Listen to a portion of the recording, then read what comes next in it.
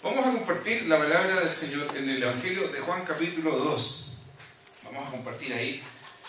¿Se acuerdan cuál fue el primer milagro de Jesús?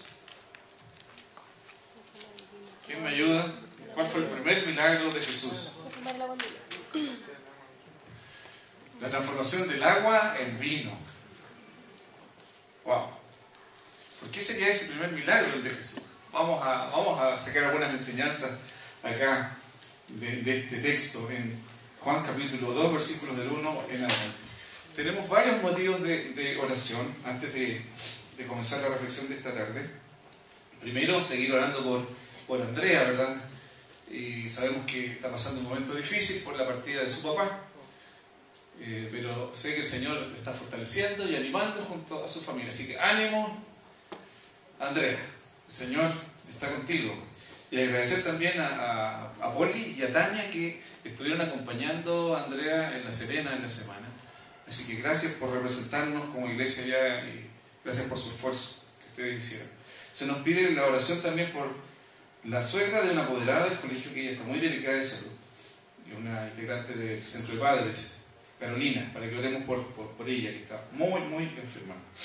¿Alguien más tiene alguna necesidad?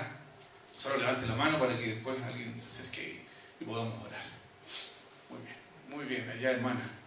Señor le bendiga, ánimo. Miren, una pregunta, quiero que reflexionemos un poquitito. ¿El cristianismo se puede redefinir? ¿Qué creen ustedes? ¿Se puede redefinir el cristianismo? Pensemos un poco en el cristianismo primitivo, el cristianismo del primer siglo. El cristianismo que nosotros conocemos hoy, ¿es el mismo que el de la era apostólica? ¿Qué piensan? ¿En qué somos iguales? ¿En qué somos diferentes? ¿Qué piensan? ¿Es el mismo cristianismo del primer siglo que el del siglo XXI? Vamos, que no se nos congelen las ideas. El mensaje es el mismo. El mensaje es el mismo, ¿ya? ¿Qué cambia entonces? La cultura. El contexto, la cultura. ¿Ya? Miren, hay distintas aproximaciones al cristianismo. Por ejemplo, si nosotros leemos al apóstol San Pablo, él nos va a decir que la justificación o la salvación es únicamente a través de la fe por la gracia de Cristo. Si leemos a Santiago, Santiago nos va a decir: ¿acaso ustedes creen que la justificación solo es por la fe? ¿No es acaso también por las obras? Y pareciera que entre Pablo y Santiago hay una gran diferencia. Pero el cristianismo en sí, nosotros ahora ya entendemos, hemos hecho esta síntesis, que la salvación es por la gracia de Jesucristo a través de la fe, pero una vez salvos, nosotros también hemos sido creados en Cristo Jesús, como dice Pablo en Efesios, para buenas obras. Por lo tanto, no hay una contradicción entre Pablo y Santiago. Pero si analizamos la historia del cristianismo, Lutero, por ejemplo, en el siglo XVI levanta un gran movimiento de reforma al interior de la iglesia. Después de Lutero vienen las denominaciones históricas entre el siglo XVI y XVII. Siglo XX surge el pentecostalismo en el mundo. Después del pentecostalismo, el no denominacionalismo. Después del no denominacionalismo, el neopentecostalismo. Y hoy día estamos con movimientos como, por ejemplo, las iglesias emergentes o las iglesias libres. El rostro del cristianismo a través de estos 2000 años ha ido cambiando y va a seguir cambiando. Y nuestros hijos o nietos seguramente van a vivir un cristianismo completamente distinto al que nosotros hemos vivido. La esencia no cambia. Y aquí está lo milagroso de la fe cristiana. El mensaje no cambia, el contenido no cambia. Las formas sí van cambiando de generación en generación. Y si nosotros recordamos, los que hemos sido cristianos desde niños, el cristianismo en el que nosotros nos formamos, seguramente, en cuanto a forma, es muy distinto al cristianismo que vivimos nosotros hoy día. No sé si van conmigo en esto. Pero ¿qué relación tiene esto con lo que vamos a leer en Juan? Vamos a abrir la Biblia en Juan capítulo 2, y dice así: al tercer día se celebró una boda en Caná de Galilea, y la madre de Jesús se encontraba allí. También habían sido invitados habían sido invitados a la boda Jesús y sus discípulos. Cuando el vino se acabó, la madre de Jesús le dijo: ya no tienen vino. Mujer, ¿eso qué tiene que ver conmigo?, respondió Jesús. Todavía no ha llegado mi hora. Su madre dijo a los sirvientes: hagan lo que él les ordene. Había allí 6 tinajas de piedra de las que usan los judíos en sus ceremonias de purificación. En cada una cabían unos 100 litros. Jesús dijo a los sirvientes: llenen de agua las tinajas. Y los sirvientes las llenaron hasta el borde. Ahora saquen un poco y llévenlo al encargado del banquete, les dijo Jesús. Así lo hicieron. El encargado del banquete probó el agua convertida en vino sin saber de dónde había salido, aunque sí lo sabían los sirvientes que habían sacado el agua.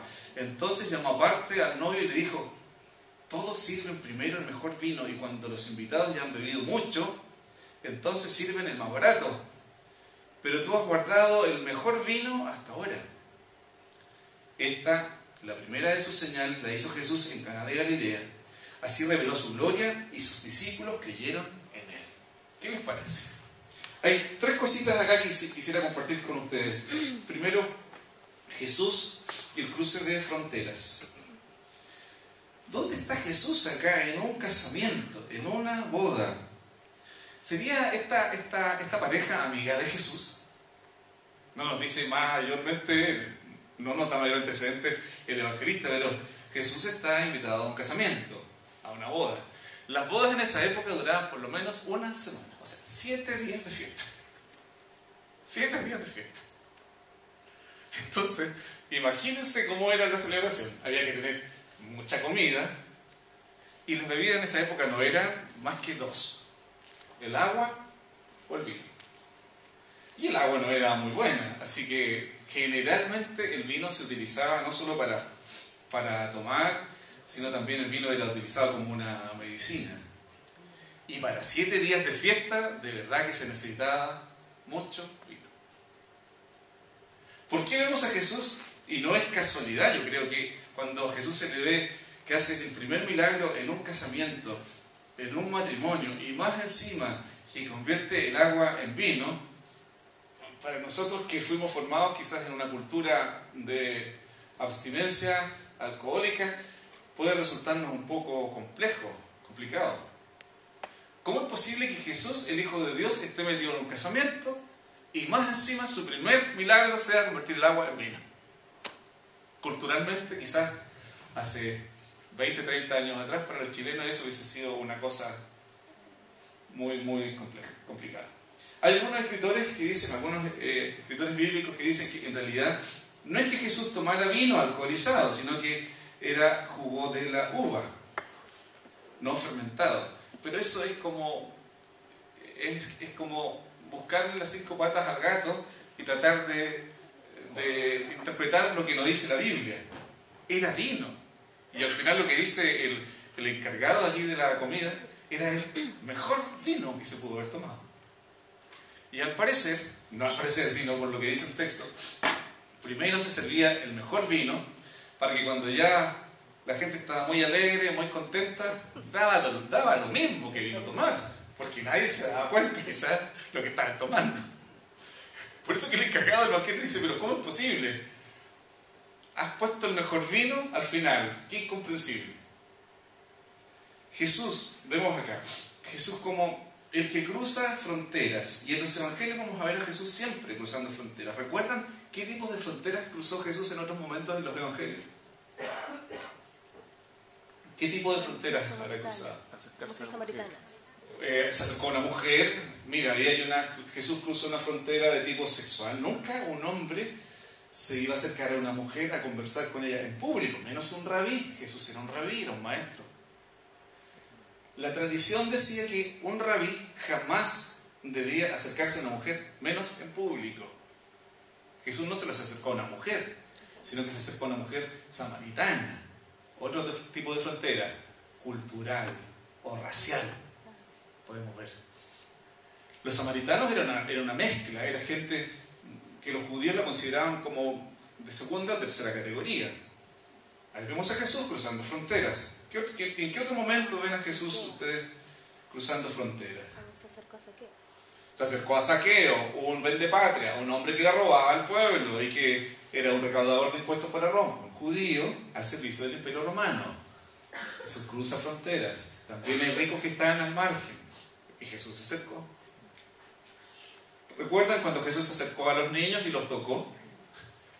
Jamás una persona podría haber hecho eso. ¿Qué dice Jesús? Tocar a un niño o bendecirlo, ponerlo en medio como modelo, como ejemplo. Los niños no eran muy considerados en esa época.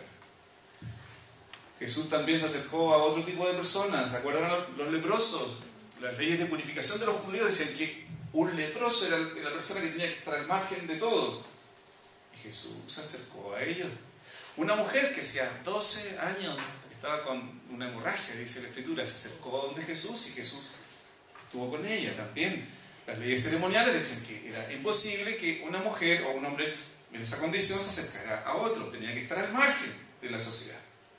Cuando entró en el templo estaban vendiendo dentro. También en los atrios del templo afuera estaban los mercaderes del templo. Allí ya era una tradición que allí en ese atrio se dice que ese atrio donde estaban vendiendo los mercaderes era el único espacio para los gentiles que no eran judíos y que venían al templo y querían acercarse a Dios.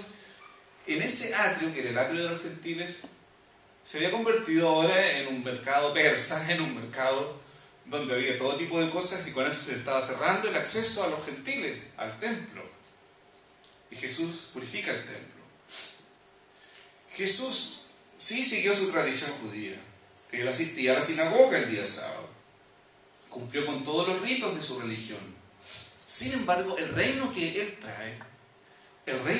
trae es mayor que la tradición que heredó de sus padres. Por eso es que lo vemos acá cruzando fronteras. Está en una boda. Pero, ¿qué sentido tenía la tradición para Jesús? Ahora, miren, nosotros, aunque no nos demos cuenta, también tenemos una tradición. Aunque algunos puedan decir, yo no quiero nada con las tradiciones de las iglesias, todos de una u otra manera tenemos tradiciones. Por ejemplo, la tradición nos dice que el sermón tiene que ser hablado acá adelante por una persona, pero quizás puede haber otra forma de hacer sermones también. A lo mejor un sermón podría ser un diálogo entre la asamblea y la persona que está delante moderando. ¿Por qué no? Se nos ha enseñado, por ejemplo, que la oración se tiene que hacer con los ojos cerrados. ¿Y por qué no se puede orar caminando? ¿O sentado? Hay tradiciones que arrastramos y nosotros no nos damos cuenta.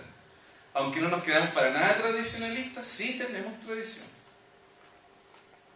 La ubicación esta no es nuestra iglesia, no es nuestro templo, pero la ubicación de las bancas o de las sillas en un templo, siempre estamos como en un carro donde miramos la nuca de los demás. Eso también es tradición. Y así, muchas otras cosas que a veces no nos damos cuenta. Cómo estructuramos nuestro culto. Todo tiene que ver con tradición. ¿Cómo está presente la tradición aquí en este milagro? Miren, dice el evangelista que había allí 6 tinajas de piedra que usaban los judíos en sus ceremonias de purificación. En cada una cabían unos 100 litros de agua. Miren, más que simplemente analizar el milagro, hay un mensaje escondido en este primer milagro. Las 6 tinajas de piedra representan la tradición de los judíos.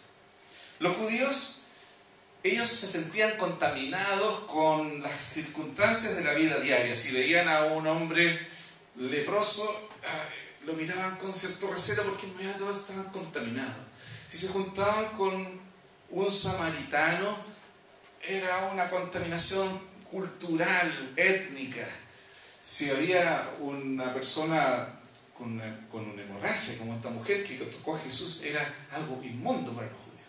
Por lo tanto, ellos siempre tenían en sus casas mucha agua para ceremonias. Y acá, me imagino que había muchos invitados, había 6 tinajas de piedra repletas de agua.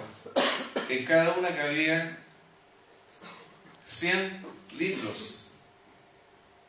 Mucha agua para la purificación. Entonces los judíos, cuando sentían que se habían contaminado, iban, hacían lavamientos de agua. ¿Recuerdan que en algún momento Jesús y a los discípulos se les criticó porque no se lavaban las manos antes de comer?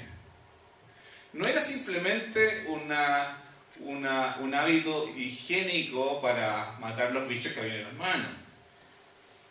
En esa ceremonia de purificación había algo más. Era tradicional, era una tradición de que los judíos tenían que hacer ese tipo de lavamientos. Y allí estaban estas tinajas, allí estaban, dispuestas para la tradición. Está la tradición presente. Pero fíjense lo que hace Jesús. Llenen de agua las tinajas, y los sirvientes las llenaron hasta el borde.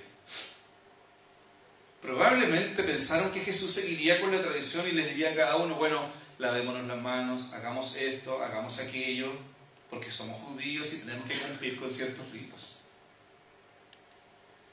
Pero está a punto de acontecer algo importantísimo en el ministerio de Jesús. Tanto los discípulos como los invitados a la boda están a punto de observar algo tremendo.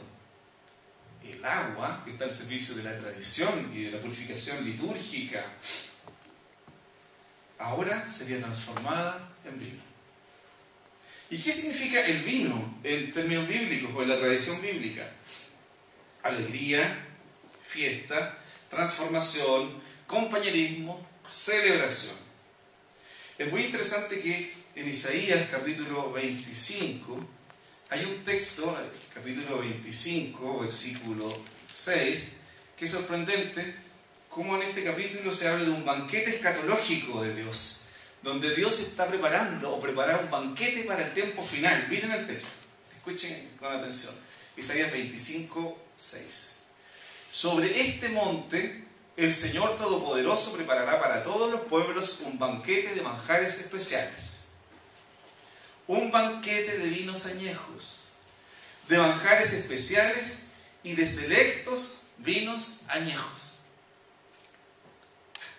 Se le hace agua a la boca, ¿no? 2 veces se menciona vino. Sobre este monte el Señor preparará para todos los pueblos un banquete de manjares especiales, un banquete de vinos añejos, de manjares especiales y de selectos vinos añejos. El vino va unido al banquete y en este caso el profeta está hablando de un banquete en el tiempo final, donde Dios preparará una mesa, y es lo mismo que dice Apocalipsis, capítulo 19, versículo 9, donde se celebrarán las bodas del Cordero, y donde el Señor preparará ese banquete para sus hijos. ¿Y qué está presente también allí? El vino, la alegría, la fiesta, el compañerismo. Y volviendo a Juan, capítulo 2. Jesús no combate la tradición, no deja de lado la tradición de su pueblo, pero sí reorienta su mensaje para que la gente vaya comprendiendo que muchas veces las tradiciones humanas, más que acercarnos a Dios, nos alejan de la fiesta que Dios tiene preparada para sus hijos. Nosotros no nos damos cuenta a veces. No nos damos cuenta que seguimos también tradiciones humanas y pensamos que las tradiciones humanas son de Dios, y en realidad Dios tiene mucho más que tradiciones humanas para nosotros. Y cuando vemos la imagen del vino acá, o del agua transformada en vino, que puede representar también la presencia viva del Espíritu Santo en la vida de los creyentes. El Espíritu Santo no se puede contener, no se puede manejar. El Espíritu Santo, que es Dios, es libre y actúa también libremente en la vida de los creyentes y en la vida de las iglesias. Y se mueve, se manifiesta, actúa, reparte los dones como Él quiere. Jesús trae un mensaje que va más allá de la tradición de su pueblo, mucho más allá. Es interesante que el vino va a estar presente está presente en la Biblia, y Jesús también en otro momento dice: el vino nuevo no se puede guardar en odres viejos, porque la fermentación de este vino nuevo va a reventar los odres viejos. Por eso que el vino nuevo se tiene que echar en odres nuevos. ¿Y de qué está hablando Jesús cuando se está refiriendo a esto? Se está refiriendo también a su reino, al mensaje que Él trae, que el judaísmo no pudo contener este movimiento de Jesús. Algunos pensaban que el mensaje de Jesús sería un movimiento más dentro del judaísmo, como eran los fariseos, como eran los saduceos, como fueron los esenios en su momento. Pero el mensaje que Jesús traía rompería fronteras, iría más allá del judaísmo, mucho más allá. Por eso es que la imagen del vino nuevo en odres viejos se está refiriendo al evangelio mismo, este vino nuevo que fermenta, que está chispeando, que no es soportado por los odres viejos y se revienta. Es interesante que cuando hay movimientos de renovación en las iglesias, en las distintas iglesias, los movimientos de renovación surgen para renovar la iglesia, pero muchas veces las iglesias tradicionales no soportan los nuevos movimientos, y los nuevos movimientos tienen que salirse de la iglesia institucionalizada. Eso ocurrió, por ejemplo, con el pentecostalismo en los inicios del siglo XX en todo el mundo, cuando las iglesias tradicionales, pues en Chile, por ejemplo, en el año 1909, la iglesia metodista episcopal experimentó un avivamiento espiritual con Hoover, el misionero norteamericano. Él quería renovar la iglesia metodista, que ya se había estancado y la iglesia seguía su tradicionalismo, y hasta que al final lo que sucedió con Hoover es que tuvo que salir de la iglesia y surge el movimiento pentecostal. Ha surgido también dentro de la iglesia católica movimientos de renovación, y estos movimientos en algún momento también han tenido que salir de la iglesia católica. Y en todas las iglesias han habido movimientos que en algún momento han tenido que decidir permanecer en los odres viejos o bien el vino nuevo meterlo en odres nuevos. Y eso, la historia del cristianismo es así. Es dinámica la historia del cristianismo. Jesús y el cruce de fronteras. Primer punto, Jesús cruza fronteras.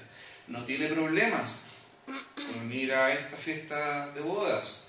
No tiene problema que a Jesús lo acusen de que está con los pecadores. Él no tiene problema de juntarse con las mujeres, de ver a los niños, de tocarlos. En segundo lugar, Jesús y la tradición. Jesús ve en la tradición una posibilidad también de hacer algo nuevo, pero reorienta esta tradición, estas tinajas que están allí vacías, sin agua, dispuestas para las ceremonias de los judíos. Jesús las toma y dice: aquí hay algo nuevo que está invadiendo esta tradición, el reino de Dios, el vino nuevo que trae fiesta, que trae alegría, regocijo y esperanza. Y en tercer lugar, Jesús mismo es el vino nuevo. Es el vino nuevo que trae esperanza a un mundo que está amarrado al tradicionalismo de los hombres, al mundo que está siguiendo una sola línea y sigue una rutina religiosa. Jesús viene para invadir y traer la novedad de la vida. Y de hecho a la iglesia se le llama la nueva humanidad en Jesús. Esta nueva comunidad de discípulos donde todo es hecho nuevo. No es casualidad que Jesús realiza este primer milagro, y no es casualidad que se refiere al vino. No es casualidad. Porque este vino, que es el mejor vino según lo que dice la Escritura, el mejor vino que fue dejado para el final, representa también lo que Jesús quiere hacer en nosotros, en nuestra vida. Y tenemos dos opciones, basándonos en este texto. O seguimos nuestro tradicionalismo religioso, o nuestra tradición religiosa, o nos arriesgamos a que Jesús convierta nuestra tradición religiosa en un vino nuevo y nos llene el corazón de fuerza, de fe, de alegría, de confianza. Porque para nosotros los seres humanos es más fácil seguir un sistema religioso ya conocido, un camino conocido, que seguir lo nuevo que Jesús nos trae. Porque el cambio es resistido también por nosotros. No siempre el cambio nos conviene, o no siempre el cambio es algo que a nosotros nos agrada. Entonces el desafío que tenemos en esta mañana o en esta tarde ya, permitir que el vino nuevo de Jesús llene las tinajas vacías. Y que este vino nuevo de Jesús, que representa también su Espíritu, haga algo en nosotros que nos lleve a ir más allá de lo que conocemos hasta ahora. Ese vino nuevo de Jesús, que es su reino, que es su mensaje, que es su Espíritu, o que es Él mismo, está aquí disponible para nosotros, para que nuestras tinajas de piedra, que están allí amontonadas y esperando ser utilizadas por nuestra tradición, sean invadidas por el poder de Dios y todas las cosas sean hechas nuevas en nosotros. Puedes escuchar la música que Dios está preparando para nosotros en su banquete. Yo me imagino que cuando en algún momento estoy haciendo muchas cosas, digo, ¿es lo que realmente Dios tiene preparado para mí o para nosotros? ¿O hay algo más? ¿Podemos escuchar la fiesta que Jesús está haciendo para sus hijos? Me temo que muchas veces Jesús está tan entretenido en la fiesta, está tan divertido todo, está todo tan alegre, y que a veces nosotros o yo miro desde fuera y digo, ¿qué es ese ruido espantoso que no soporto? Y sigo buscando lo que yo mismo quiero y no lo que Jesús tiene para mí. El banquete del reino de Dios es una mesa preparada para nosotros. Y en el día final, cuando Jesús regrese, allí estará preparada una mesa. Y se habla también de una boda, de una celebración, de una fiesta. Las bodas del Cordero, donde Jesús llamará a su esposa, que es la iglesia, que somos todos nosotros. Y allí sí que la fiesta será en grande. Pero la iglesia aquí en la tierra, aquí y ahora, es un anticipo de lo que será la fiesta final. Pero les invito a sumarse al banquete de Jesús, a no quedarse afuera, a cruzar fronteras, a observar si en nuestra tradición hay cosas buenas y cuáles son aquellas cosas que ya quedaron atrás. Porque el vino nuevo de Jesús hace todas las cosas nuevas. Y arriesgarnos para que esta nueva humanidad que somos nosotros, esta comunidad de Jesús, viva realmente como Jesús quiere que vivamos, guiados por Él, por su poder. ¿Qué les parece? ¿Entramos al banquete de Jesús o no? ¿Entramos a este vino nuevo de Jesús o no? Amén. Yo quiero ese vino nuevo de Jesús. Yo quiero ese vino nuevo de Jesús, que transforma, que me llene, que me satisfaga y que me haga de verdad una transformación desde dentro hacia afuera. Les invito entonces, hermanos, a abrirse a estos milagros de Jesús. Hay mucho más que ver en este texto, mucho más que ver. Ahí está María, está la mamá de Jesús. Jesús dice, no ha llegado mi hora todavía. Queriendo decir, no ha llegado todavía mi tiempo final, no me molesten tanto, dejen que vamos paso a paso en este proceso hacia la vida final. ¿Qué les parece este texto? ¿Alguien quiere comentar algo? Algo que quizás pueda enriquecer este texto, este diálogo, esta reflexión. ¿Qué les parece? ¿Qué más podemos aprender de este texto? Vamos, sin temor. ¿Quién se quiere arriesgar?